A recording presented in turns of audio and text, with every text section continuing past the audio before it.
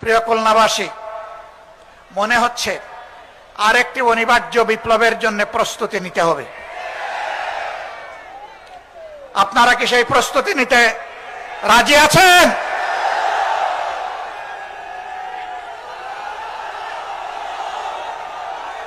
সম্মানিত বন্ধুগণ, এই বিপ্লব কোন দলকে ক্ষমতায় বসানোর জন্য নয়, কোন গোষ্ঠী এবং পরিবারকে তুষামোদ করার জন্য নয়, কোন আধিপত্যবাদের কাছে মাথা নত করার জন্য নয়, বরঞ্চ দুনিয়ার বুকে স্বাধীন সার্বভৌম রাষ্ট্র হিসাবে সম্মান, ইজ্জত, শক্তি, সাহস নিয়ে মাথা তুলে দাঁড়ানোর জন্য হবে আগামীর বিপ্লব ইনশাআল্লাহ তাআলা লাজিম।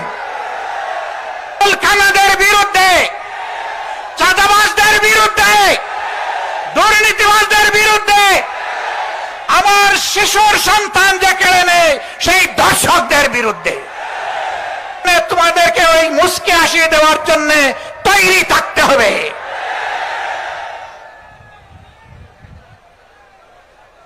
খান জাহান আলী শাহ মখদুম, শাহজালালের এই বাংলাদেশে জনগণ সেই মুস্কি আসিয়ে দেওয়ার জন্য প্রস্তুত।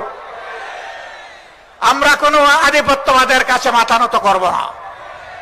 সরকারকে স্পষ্ট বলে দিচ্ছি, যদি এই দেশবাসী এবং আমরা দেখতে পাই আধিপত্যবাদের সামনে আপনারা মাথা নত করছেন, আপনাদেরকে আমরা ছেড়ে কথা বলবো না।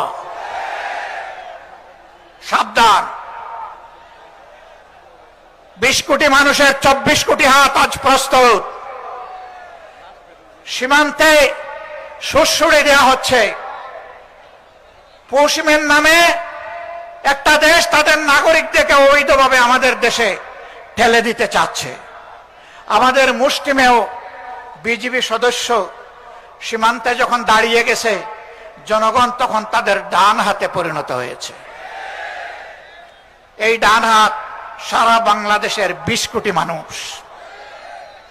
অতএব আমরা চাই না আমাদের কোনো প্রতিবেশীর ঘুম এবং শান্তি কেড়ে নিতে, আবার কোনো প্রতিবেশী আমাদের দিকে তাদের কালো হাত বাড়াক, ওইটাও আমরা চাই না।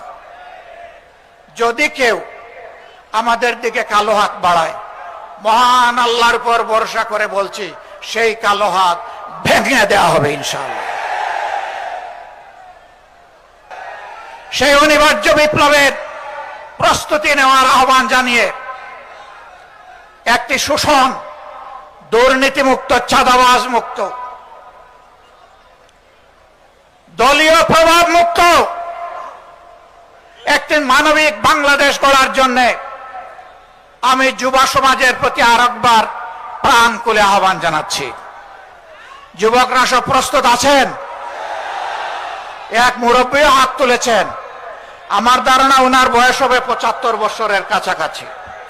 মানে যুবকদেরকে তিনি জানিয়ে দিলেন, তোমরাই শুধু যুবক নও, জাতির প্রয়োজনে বয়স যাই হোক আমরাও যুবক।